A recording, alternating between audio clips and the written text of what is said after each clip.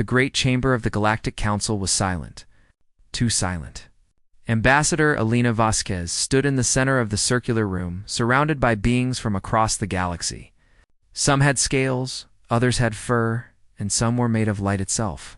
They all stared at her with expressions she had learned to read over the past 5 years. Disappointment, anger, distrust.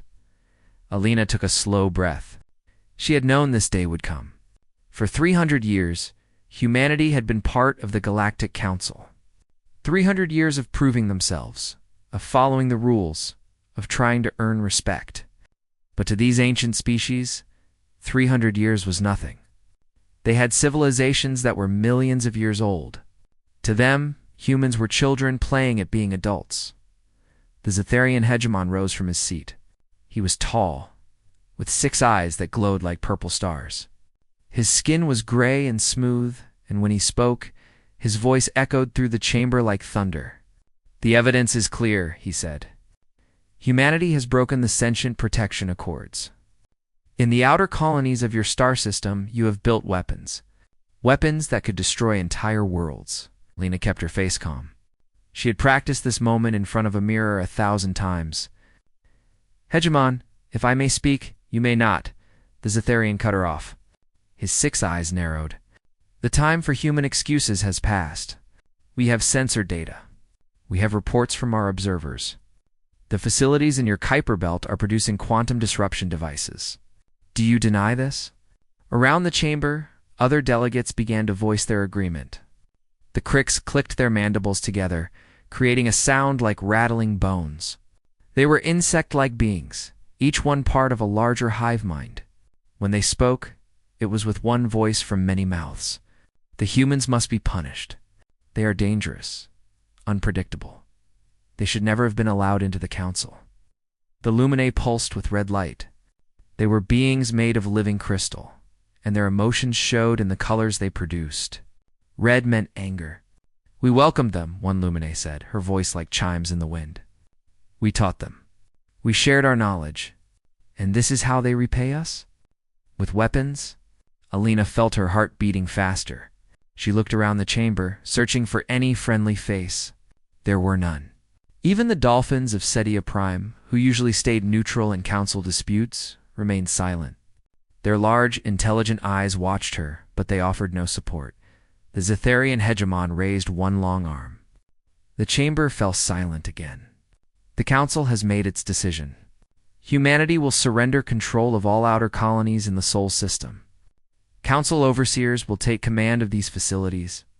Your trade agreements will be suspended until we are satisfied that you pose no threat. If you refuse, humanity will be expelled from the council and face full economic sanctions." The words hit Elena like physical blows. Economic sanctions would destroy Earth.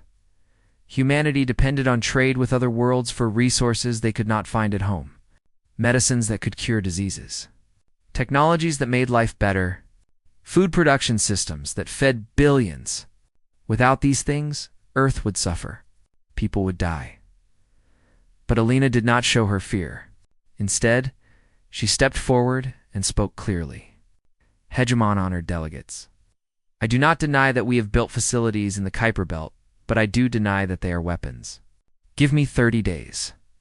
Let me present evidence that will show you the truth about what humanity has been doing." The chamber erupted in noise. Delegates shouted at each other in a dozen different languages. The translation devices embedded in the walls struggled to keep up. The Zetharian hegemon's 6 eyes glowed brighter. "You ask for time? When you have already betrayed our trust?" "I ask for fairness," Elena said, her voice steady. "Every species in this council has the right to defend themselves before judgment.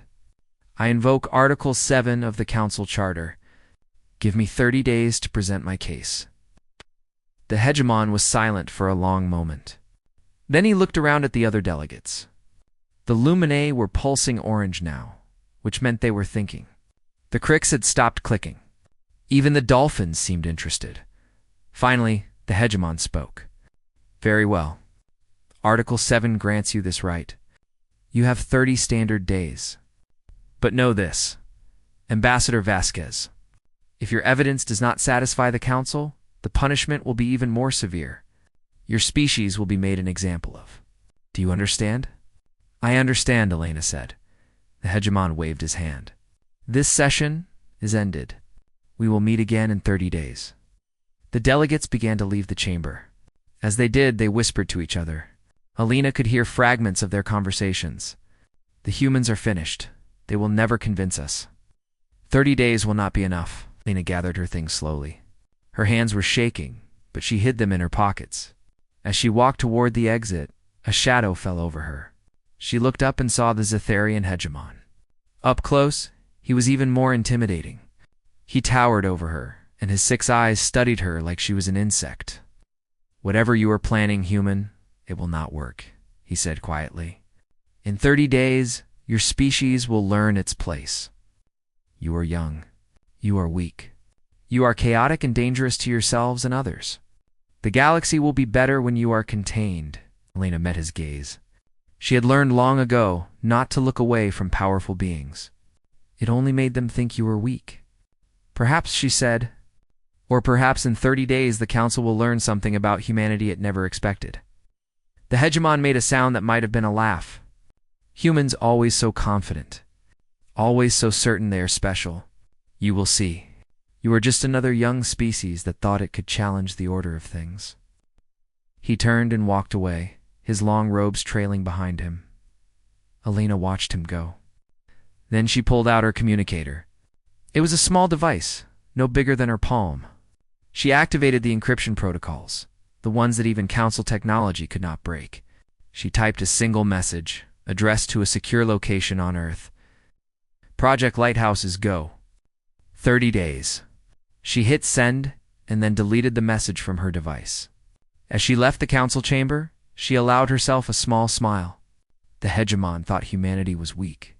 The council thought humanity was just another young species that would fall in line. They had no idea what was coming.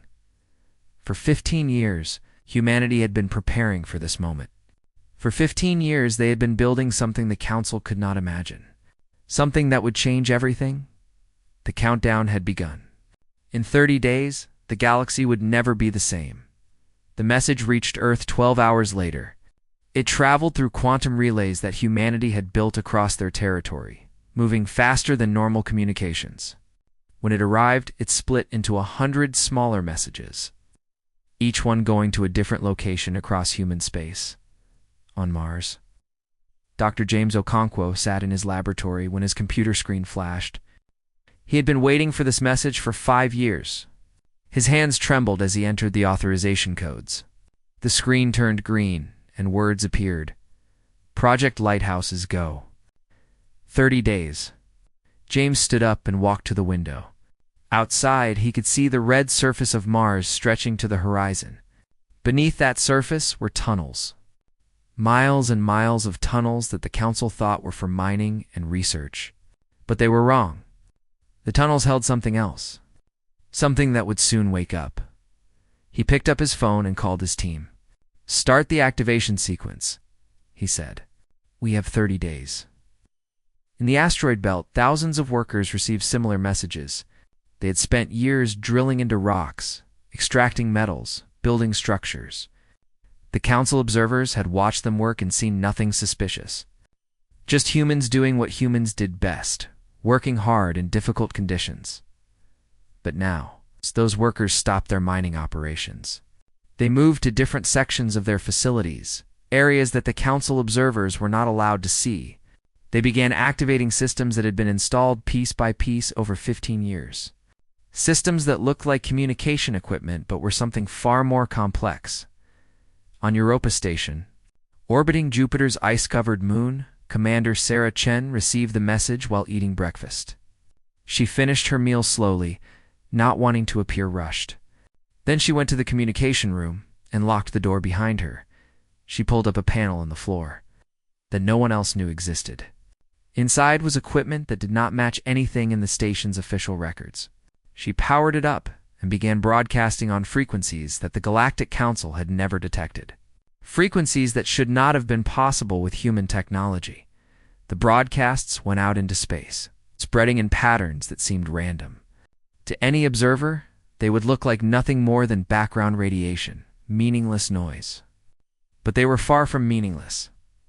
Across the galaxy, Council Intelligence Services noticed unusual activity in human space. Ships appeared at the edges of human territory, vessels that matched no known design.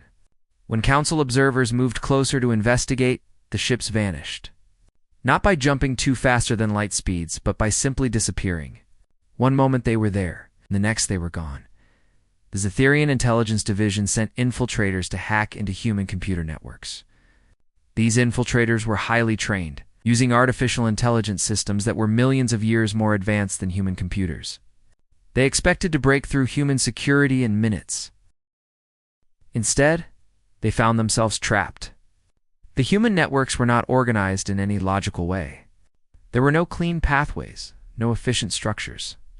Everything was chaotic, twisted, interconnected in ways that made no sense. The AI systems tried to map the networks, but found themselves going in circles, following paths that looped back on themselves or led nowhere. One Zetherian agent reported back to his superiors. The human networks are like trying to navigate through madness. There is no pattern, no logic. It is as if they built their systems to be deliberately confusing. The report troubled the Zetherian commanders. Every other species in the galaxy built their technology in logical, efficient ways. That was what made them advanced. But humans seemed to do everything backward. It was one of the reasons the Council had never fully trusted them. Meanwhile, Alina continued her work at the Council headquarters. She attended diplomatic meetings, social gatherings, and policy debates. She smiled and made small talk with delegates who had voted to punish her species. She acted as if nothing was wrong, as if she had no concerns about the 30-day deadline. The Lumine ambassador approached her at a reception one evening, the crystalline being pulsed with yellow light, which meant curiosity. Ambassador Vasquez, we have detected unusual activity in your territory. Strange ships, odd communication patterns. Can you explain this? Alina sipped her drink and smiled. Every species brings something unique to the galaxy, don't they? Perhaps we are finally discovering what humanity's gift is. The Lumine pulsed orange, thinking, you are very calm for someone whose species faces expulsion from the Council. Should I be panicking? Alina asked. Would that change anything? The Lumine had no answer to that. She drifted away, her light shifting to green, which meant she was confused. On Earth, in a secure location deep underground, a team worked around the clock. This team was unusual. It included Dr. Rebecca Chen, who had spent 20 years searching for alien signals before humanity made first contact with the Council. There were 3 cognitive scientists who studied how the human brain worked. A quantum physicist named Dr. Yuki Tanaka, whose theories had been laughed at by other scientists, and a linguist, Marcus Webb, who could speak 47 different languages, both human and alien. They called their project the Translation, though no one outside their team knew what they were translating. They worked with computers that were connected to every facility humanity had built in space.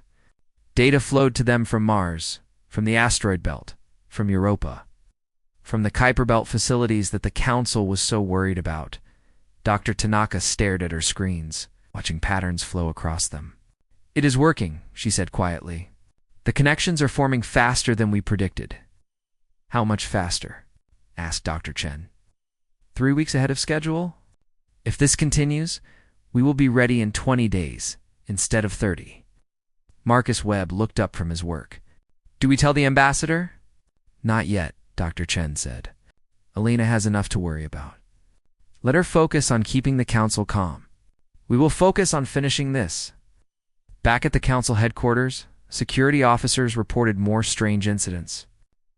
Council surveillance systems experienced glitches when monitoring human facilities. Sensors that should have shown what was happening inside human territory instead showed static or blank screens. When technicians tried to fix the problems, they found nothing wrong with the equipment. It simply stopped working properly around humans, one Crick security officer reported. It is as if reality itself bends around them. Our sensors are perfect. They never fail. but around humans they become unreliable. The Council's military advisors held emergency meetings. Some argued that humanity should be stopped immediately before whatever they were planning was complete. Others said that attacking without proof would violate Council laws. The Zetherian hegemon listened to these debates but said little. He watched reports from human space and felt something he had not felt in centuries' uncertainty. He had lived for 3,000 years. He had seen countless young species join the Council. Some succeeded, some failed, but all of them were predictable. They followed patterns, but humans did not follow patterns. They were chaos given form. And now that chaos was spreading across their territory in ways he could not understand at night, Lena stood in her quarters and looked at the stars outside her window. Somewhere out there, her species was preparing something that would either save them or doom them. She had set this plan in motion 5 years ago, working with Earth's governments, scientists, and military leaders. It had been difficult to keep secret from the Council. It had been expensive. Many people had sacrificed to make it happen. And now, in 29 days, the galaxy would see what humanity had built. She pulled out her communicator and sent another encrypted message, status report. Reply came back quickly. All systems nominal. Network expansion ahead of schedule. We will be ready, Lena smiled. The Council thought they were dealing with a young, foolish species. They thought humanity was dangerous because of their weapons or their aggression. They had no idea what real danger looked like because humanity's greatest weapon was not a bomb or a ship. It was something far more powerful. Something the Council had never seen before. And in 29 days, they would see it for the first time. On day 17, Alina sent a message to the Galactic Council. It was short and direct. I request an emergency session. I am ready to present my evidence. Council assembled faster than usual. They were curious. Most of them expected Alina to beg for mercy or try to negotiate a lesser punishment. Some expected her to present weak excuses that they could easily dismiss. None of them expected what actually happened. Alina entered the chamber with a guest. She was a young woman, maybe 30 years old, with dark hair and kind eyes. Alina introduced her simply as Dr. Yuki Tanaka, a specialist. She did not say what Dr. Tanaka specialized in. The chamber filled with delegates. Everyone wanted to see this. The Zetherian hegemon sat in his high seat, his 6 eyes fixed on Alina. The cricks clustered together, clicking quietly. The luminae pulsed with colors that shifted between yellow and orange. Curiosity mixed with thought. Alina stood in the center of the chamber. Dr. Tanaka stood beside her. Carrying a small device, Alina began to speak. Honored delegates, you have accused humanity of building weapons in the Kuiper Belt. You have demanded that we surrender our colonies and submit to your oversight. Before you pass final judgment, I ask that you consider what we actually built. She nodded to Dr. Tanaka, who activated the device. A holographic display appeared above them, showing the Sol system, but it was different from any map the Council had seen before.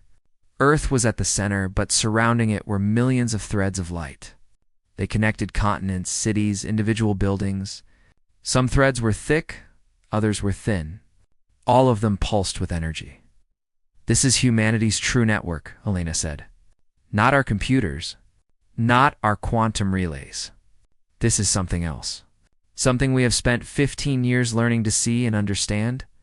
The Zetherian hegemon leaned forward. What are we looking at, Ambassador? Consciousness, Alina said simply. Human consciousness. 8 billion minds, all connected in ways we never fully understood until recently. Oh. The chamber erupted in noise. Delegates shouted in disbelief. The cricks clicked loudly.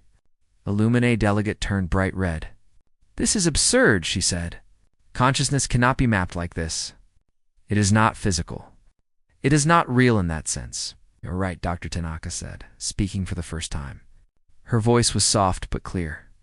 Consciousness is not physical in the traditional sense, but it is real, and it has effects on the quantum level that can be measured and mapped. She touched the device again. The hologram zoomed in on Earth, showing the threads in more detail. Every species in this council evolved toward specialization. Your thoughts became more logical, more efficient, more ordered. This is natural. This is how intelligence develops. But humanity evolved differently. The hologram showed patterns forming and breaking apart, threads connecting and disconnecting. Human minds are chaotic. We are unpredictable. We dream, we imagine, we create things that make no logical sense. For most of history, we thought this was a weakness. But it is not. It is a quantum phenomenon. The Zetharian hegemon's 6 eyes narrowed. Explain what you mean, Lena took over. In quantum mechanics, observation affects reality. When you observe a particle, you collapse its wave function and force it to choose a state. Human consciousness does this constantly, but in chaotic patterns. 8 billion minds, all observing reality in different ways, all collapsing probability waves unpredictably. This is mysticism, a Crix delegate said. Not science, is it? Alina asked. Then explain how our ships disappeared when your observers approached. Explain why your infiltrators could not map our computer networks. Explain why your sensors malfunction around our facilities. The chamber went quiet. Those incidents had been reported but not widely discussed. Now Alina was bringing them into the open. Dr. Tanaka activated another display. This one showed data wave patterns, energy readings, quantum signatures. For 3 years, we have been studying this effect. We built the Kuiper Belt facilities not as weapons, but as amplifiers. They take the natural chaos of human thought and focus it. They allow us to affect quantum probabilities on a larger scale. The ships you detected were not ships, Elena said. They were quantum probability nodes. Patterns of possible reality that we made slightly more real than other possibilities. We did not build them. We thought them into existence. The Lumine ambassador pulsed yellow, then orange, then white, a sign of extreme confusion. If this is true, if you can manipulate probability with thought, you are more dangerous than we imagined. You could reshape reality itself, Elena agreed. But we have not, and we will not. Because we did not discover this ability to threaten you. We discovered it to save you. The Zetharian hegemon stood up. Save us. From what? Alina looked around the chamber. Every eye, every sensor, every consciousness was focused on her. This was the moment. Everything led to this. 3 years ago, our Kuiper Belt arrays detected something. A message repeating on a quantum frequency that no one had thought to search. The message was old. Millions of years old. And it was a warning. Dr. Tanaka activated a new display. It showed a star map, highlighting a region of space the Council had designated as empty void 400,000 years ago. This region was once a stellar nursery. It should have formed planets, supported life. But something stopped that. Something destroyed the potential for consciousness to develop there. The map zoomed in. Energy signatures appeared, patterns that the Council's sensors had somehow never detected. We found similar voids throughout the galaxy. Empty spaces where life should exist, but does not. We thought they were natural. Random failures of planetary formation. But they are not random, Elena said. They follow a path. Something has been moving through the galactic arm for millions of years, eliminating consciousness wherever it finds it. The chamber was silent. Completely silent. Even the Crix had stopped clicking.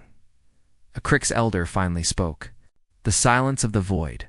It is a known phenomenon. Civilizations collapse inward. They destroy themselves. It is natural. That is what it wants you to think, Alina said. Because if you realize the truth, you would also realize something else. Your species survived because you became predictable. Your thoughts follow patterns, beautiful, complex patterns, but patterns. This entity, whatever it is, has learned to predict those patterns. It hunts logical consciousness. It finds it, maps it, and then eliminates it. Dr. Tanaka stepped forward.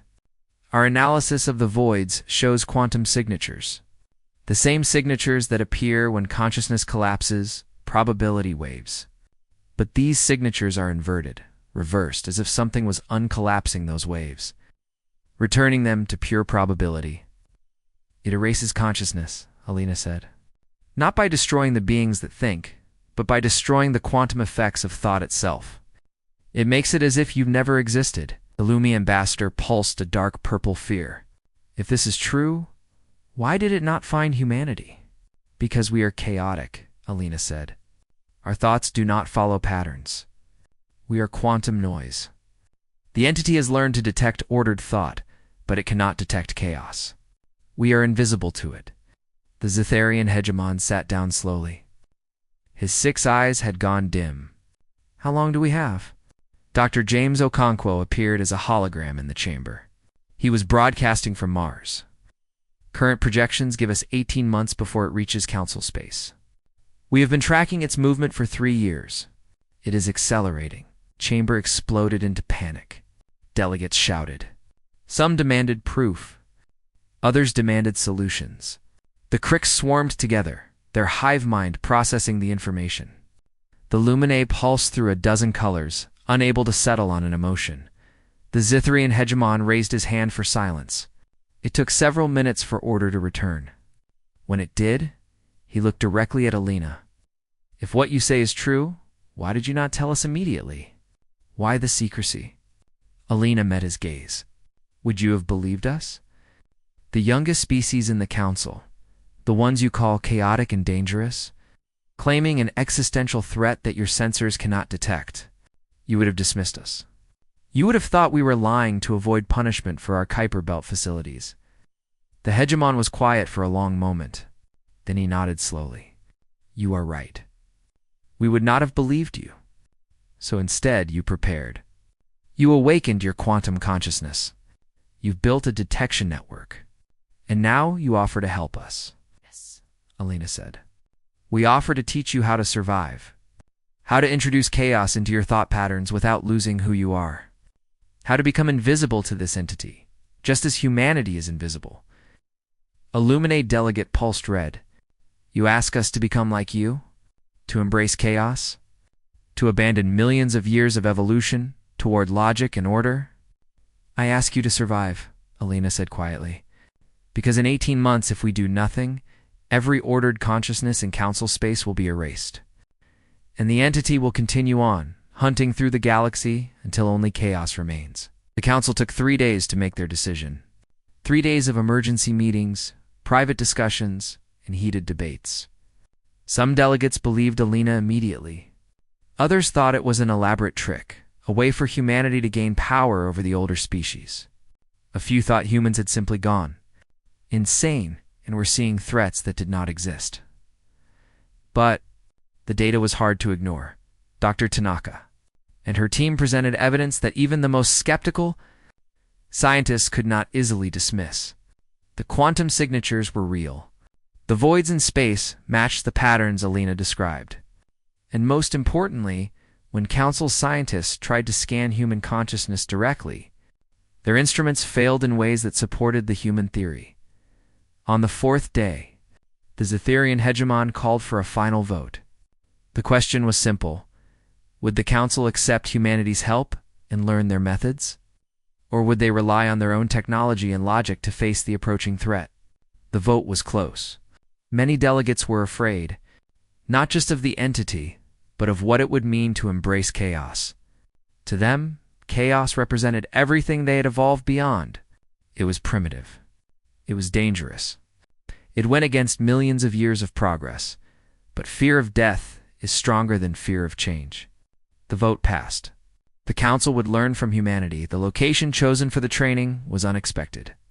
Not on a council world, but in human space. A station orbiting Jupiter, the giant planet that humans had named after an ancient god. The symbolism was not lost on anyone. For the first time in council history, they were coming to humanity, not the other way around. The station had been built specifically for this purpose. It was enormous, with facilities that could house thousands of beings from dozens of different species. At its center was the consciousness chamber, a huge room filled with the technology that humanity had developed over 15 years. Alina stood in the chamber on the first day of training. Around her were representatives from every council species. They looked uncomfortable. Some were afraid. The Luminae pulsed with dark colors. The crics clicked nervously. Even the dolphins of Cetia Prime seemed uncertain, their large eyes watching everything carefully. "Welcome," Alina said. "I know this is difficult. I know you are afraid. But what we are going to teach you may save your lives, and the lives of everyone in your civilizations." Dr. Tanaka stepped forward. She carried the same device she had shown to the council. What we call the translation is not actually a translation. It is more like a bridge. It allows your consciousness to perceive and interact with the quantum field that human minds naturally affect. She activated the device. The room filled with light. Not regular light, but something that seemed to pulse and shift. Some delegates gasped. Others stepped back. "What you are seeing is the quantum probability field," Dr. Tanaka explained. "Every possible version of this moment exists in that field. Human consciousness naturally collapses these possibilities in chaotic patterns. Your consciousness does the same thing, but in ordered, predictable ways." A Luminae delegate raised one crystalline limb. "How do we learn to be chaotic? Our entire biology is based on ordered thought. We are made of crystal. Our very structure is geometric perfection. You do not need to change your biology," Dr. Tanaka said. "You need to change how you think. Let me show you." She walked to a console and pulled up a display. It showed a simple puzzle-arranged blocks to form a specific pattern. "Solve this puzzle," she said to the Luminae delegate. The Luminae looked at it for exactly 3 seconds, then moved the blocks into the correct position. "Fast, efficient, perfect." "Good," Dr. Tanaka said. "Now solve it again, but this time, do it wrong first. Make mistakes. Try solutions that you know will not work. Be inefficient."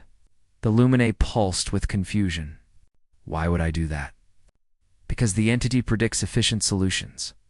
It knows how logical minds solve problems, but it cannot predict mistakes. It cannot predict inefficiency." Dr. Tanaka smiled. "Chaos is not about being stupid. It is about being unpredictable." The Luminae tried again. This time, she moved blocks randomly, creating patterns that made no sense. She could feel how wrong it felt, how every instinct screamed at her to stop. But she continued. And slowly, something changed. The lights in the room responded to her thoughts, pulsing in ways they had not before. "You are doing it," Dr. Tanaka said. "You are creating quantum chaos. Not much, but enough to be detected." Over the following weeks, training continued. Each species faced different challenges. The crics, with their hive mind, struggled because they thought as one. Learning to have individuals think differently, to disagree, and create internal chaos was painful for them. Some crics actually became sick from the experience, but a young cric named Worker 7002 found a solution. He suggested that the hive could partition itself, create smaller groups that thought independently and only connected occasionally. It was not perfect, but it created enough chaos to be effective. The Luminae had a different problem. Their crystalline bodies resonated with certain frequencies. Learning to disrupt those resonances without shattering themselves required incredible control.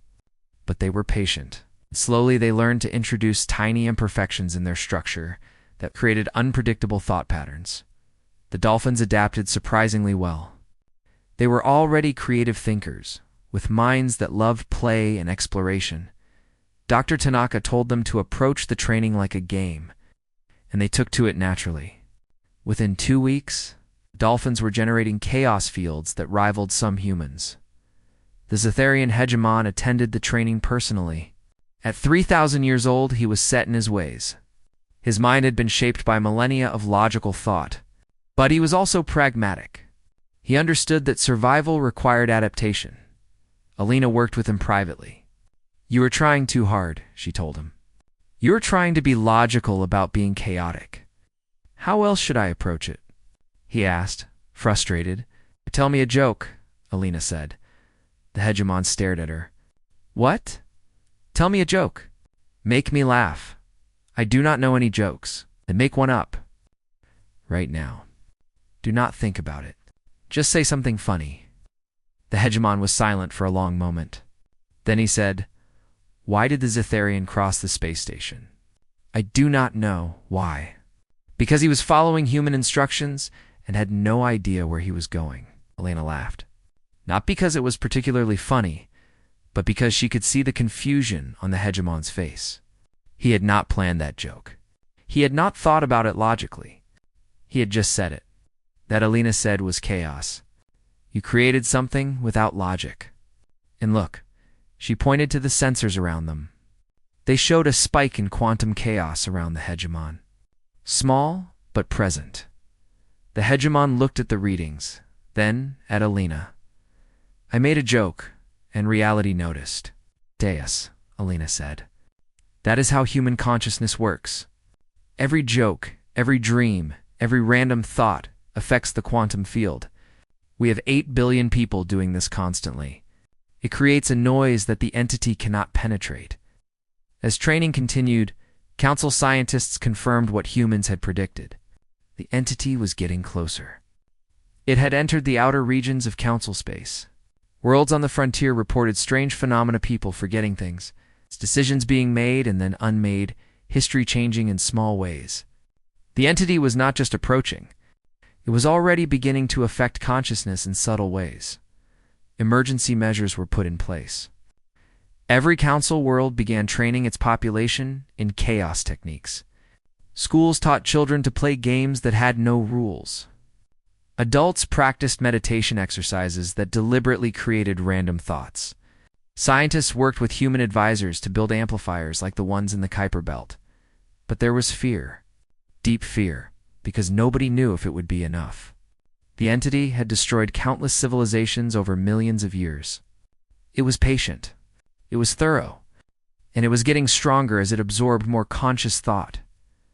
Elena stood in the consciousness chamber late one night. Unable to sleep, Dr. Tanaka found her there, staring at the quantum field displays. "You are worried," Dr. Tanaka said. "It was not a question," yes, Elena admitted. "What if we are wrong? What if chaos is not enough?" "Then we will try something else," Dr. Tanaka said. "That is what humans do, yes? We try, we fail, we try again. We are very good at not giving up." Elena smiled. "When did you become the optimistic one? You spent years being laughed at for your theories." "I was laughed at because I was right," Dr. Tanaka said. "People laugh at what they do not understand." The council laughed at humanity. They called us chaotic and dangerous. But our chaos might save them. There is a lesson in that. Before Elena could respond, alarms sounded. Red lights flashed throughout the station. A voice came over the intercom. "All personnel to emergency stations. The entity has been detected. It has entered the inter-council systems. Time to contact, 14 days. Elena and Dr. Tanaka looked at each other. The training period was over. Ready or not, the real test was about to begin. Across council space, every species prepared. The crics synchronized their hive partitions. The luminae resonated at chaotic frequencies. The dolphins played games with reality itself. And humanity, chaotic humanity, stood ready to lead them all in a battle. That would be like nothing the galaxy had ever seen. Because this battle would not be fought with weapons or ships. It would be fought with thought itself. With consciousness against anti-consciousness. Order against chaos. And the outcome would determine whether intelligent life survived in this part of the galaxy, or was erased from existence as if it had never been. The entity arrived exactly when the human calculations predicted it would. Council sensors detected it first as a wave of quantum coherence spreading through space. It was not a physical thing. It had no ship, no body, no form that could be seen with normal eyes. But its effects were visible everywhere it touched. On the frontier world of Kepler 44b, a Luminae colony suddenly went silent. When council ships arrived to investigate, they found the Luminae still alive, still moving, but changed. They no longer pulsed with colors. They no longer thought. They existed, but they did not live. Their consciousness had been erased, leaving only biological machines that performed basic functions without. Understanding why the news spread panic through council space. This was not war. This was extinction of the self. This was worse than death. Alina stood in the consciousness chamber, watching the quantum field displays. Around her, representatives from every species prepared for what they were calling the resistance. Not a military resistance, but a mental one. A battle of consciousness against the thing that would erase consciousness. Dr. Tanaka worked at her console, monitoring the entity's approach. "It is learning," she said quietly. "Each world it touches, it adapts.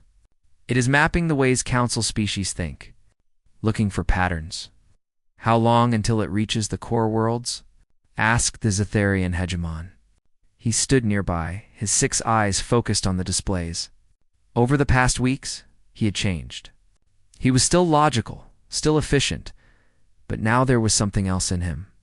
A willingness to embrace uncertainty that his species had not known for millions of years. 6 days, Dr. Tanaka said. Maybe less. It is moving faster than we expected. Then we must begin now, Elena said. She activated the station's communication system. All stations. This is Ambassador Vasquez. Activate the Chaos Network. Full power. Across human space and throughout Council territory, amplifiers came online. The Kuiper Belt facilities that had started this whole crisis began broadcasting. Mars transmitted.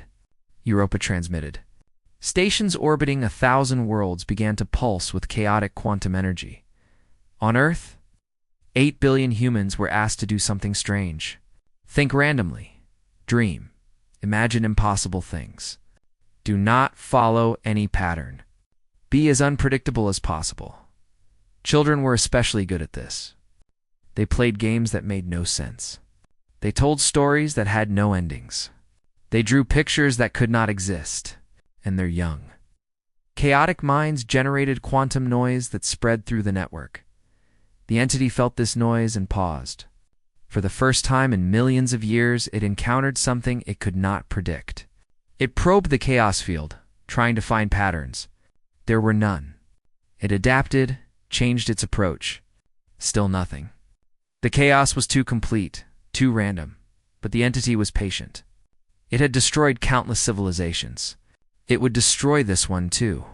It simply needed to find the right approach. In the consciousness chamber, alarms began to sound. Dr. Tanaka looked at her screens in shock. It is splitting, she said. The entity is dividing itself into smaller parts. Each part is attacking a different world simultaneously. Elena's heart sank. They had not expected this. The entity was trying to overwhelm them through numbers, attacking so many places at once that the chaos network could not protect everyone. We need more chaos, Elena said. Broadcast a message to all council worlds. Everyone needs to participate. Not just the trained specialists. Everyone. The message went out in 100 languages. Think of nothing. Think of everything. Imagine impossible things. Be unpredictable. Your consciousness is a weapon. Use it. On the Crick's homeworld, billions of individuals in the hive mind began to think independently. The sensation was terrifying. The hive had been united for so long that separation felt like death. But they did it anyway. They partitioned themselves into millions of small groups, each thinking different thoughts. Creating a chaos field that surrounded their world like a shield, the luminae resonated at frequencies they had never used before. They introduced imperfections into their crystalline structures deliberately, creating discordant notes that spread through their populations.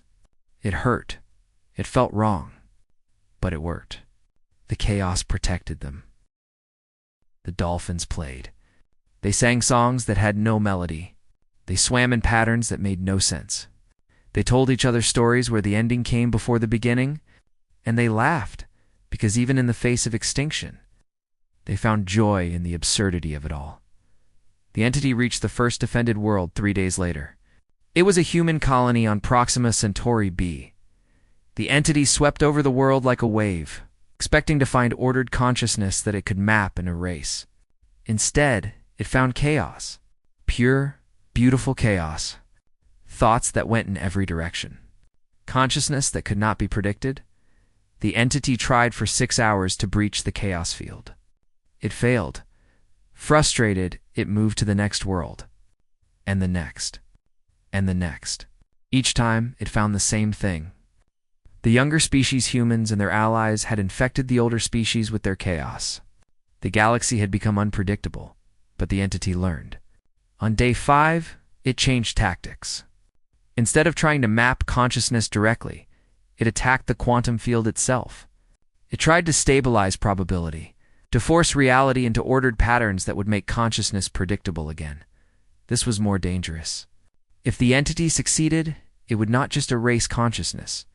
It would erase the possibility of consciousness. Reality itself would become too ordered for thought to exist. Alina saw what was happening and made a decision. "We need to go on the offensive," she said. "We have been defending. Now we need to attack." "Attack how?" asked the hegemon. "It has no physical form. We cannot shoot it. We cannot capture it." "We attack it with its opposite," Alina said. "It is order trying to eliminate chaos. So we give it too much chaos. We overwhelm it." Dr. Tanaka understood immediately. "You want to create a chaos surge. Push so much quantum unpredictability at it that it cannot process the information." "Yes," Elena said. "But it will take everything we have. Every human, every trained council member, all of our amplifiers at maximum power. If we fail, we will have no defense left." The hegemon looked at her for a long moment. Then he nodded. "My species has existed for millions of years. We have survived because we were cautious, logical, careful, but caution will not save us now." "I agree. We attack." Messages went out across the galaxy. Every world, every station, every ship was given the same instruction. "On my signal, think chaos. All of it, hold nothing back." Alina counted down. 5, 4, 3, 2, 1. Now, 8 billion humans unleashed their consciousness simultaneously. They dreamed, imagined, created, and destroyed in their minds. Every random thought, every wild idea, every impossible fantasy became real for just a moment in the quantum field. The Crick's hive mind shattered completely, each individual thinking for themselves, for the first time in their species' history. The Luminae crystalline structures sang with discord. The dolphins laughed and cried and played all at once, and the amplifiers took all of that chaos and focused it. Not at any particular place, but at the entity itself. They found its quantum signature and flooded it with unpredictability. The entity had never experienced anything like this. It was order. It was pattern. It was predictability made conscious, and now it was drowning in chaos. Every prediction it made was wrong. Every pattern it found dissolved. Every approach it tried failed. For 3 days, the chaos surge continued. 3 days of every conscious being in council space thinking as randomly and unpredictably as they could. It was exhausting. Some people collapsed from the effort. Others went temporarily mad from the strain. But on the 4th day, something changed. The entity's quantum signature began to break apart. Its coherence dissolved. The thing that had destroyed countless civilizations over millions of years could not adapt to this level of chaos. It could not learn what had no pattern. It could not predict what was fundamentally unpredictable. Dr. Tanaka watched her sensors in awe. "It is dissipating," she said. "The entity is losing cohesion. It cannot maintain its structure in the face of so much chaos." Alina felt tears on her face. She did not know when she had started crying. "Is it over?" "Not yet," Dr. Tanaka said. "But soon, maybe hours, maybe days. But it is dying." The entity made one final attempt. It gathered what remained of its coherence and tried to stabilize reality around the human homeworld Earth. If it could eliminate the source of the chaos, perhaps it could still survive. But Earth was protected by 8 billion chaotic minds and the most powerful amplifiers humanity had built. When the entity attacked, it found not a world but a storm. A quantum storm of consciousness that had no order, no pattern, no predictability. The entity broke. Its quantum signature collapsed completely. The wave of coherence that had spread through the galaxy dissolved into random probability. The thing that had hunted consciousness for millions of years became nothing more than background radiation, meaningless, powerless, gone. In the consciousness chamber, every sensor confirmed it. The entity was destroyed. Alina collapsed into a chair. Around her, others did the same. The Zetherian hegemon sat down slowly, his 6 eyes dim with exhaustion. Dr. Tanaka leaned against her console, too tired to stand. For a long moment, no one spoke. Then the hegemon began to laugh. It was a strange sound, something his species rarely did, but he could not help it. "We did it," he said. "We actually did it." The success spread through the galaxy faster than any message. On every world, people felt it when the entity's pressure disappeared. They knew they were safe. Celebrations began. Not organized, formal celebrations, but chaotic, joyful ones. People danced in the streets, sang random songs, told terrible jokes, and laughed until they cried. The Galactic Council held an emergency session 1 week later. Alina stood in the chamber again, but this time, everything was different. The delegates looked at her with respect, some with awe. The Luminae pulsed with gold light, which meant honor. The Zetherian hegemon spoke first. "Ambassador Vasquez, you and your species have saved the Council. More than that, you have saved conscious life in this part of the galaxy. The charges against humanity are dropped. More than that, we wish to officially recognize humanity's role in our defense." He paused and then continued. "From this day forward, humanity will be known as the Chaos Wardens. Your role will be to protect the galaxy against threats that logic alone cannot defeat. The human protocol, the methods you have taught us, will become mandatory training for all species in Council space." Alina stood silent for a moment. Then she said, "We accept this honor, but we would ask something in return." "Name it," the hegemon said. "Remember this lesson," Alina said. "Remember that chaos is not evil, that unpredictability is not weakness, that sometimes the best response to an ordered threat is magnificent, beautiful randomness. And most importantly, remember that the newest, youngest, most chaotic species in your council might have something to teach you." The hegemon nodded. "We will remember." Later, Alina stood on the Jupiter station's observation deck. She looked at Earth in the distance, its quantum signature visible now, even without special equipment. It pulsed with chaotic energy, beautiful and wild. The Zetherian hegemon joined her. They stood in silence for a while, watching the stars. "I owe you an apology," the hegemon said finally. "I called your species weak, dangerous. I said you needed to learn your place." "You did," Alina agreed. "I was wrong," Lena smiled. "You were. But you learned. That is what matters. Besides, your opposition gave us the deadline we needed. Nothing motivates humans quite like being told we cannot do something." The hegemon laughed again. The sound was getting easier for him each time. "That," he said, "is exactly the kind of illogical response that saved the galaxy." They watched Earth together, 2 beings from different species, united by the chaos that had saved them all. And Alina thought about how the galaxy would never be the same. They had learned that order was not always the answer. That chaos had value. That sometimes the most powerful weapon was not a bomb or a ship, but 8 billion minds thinking random thoughts. The universe was vast and full of dangers. But now, it was also full of chaos. And that chaos would protect them all.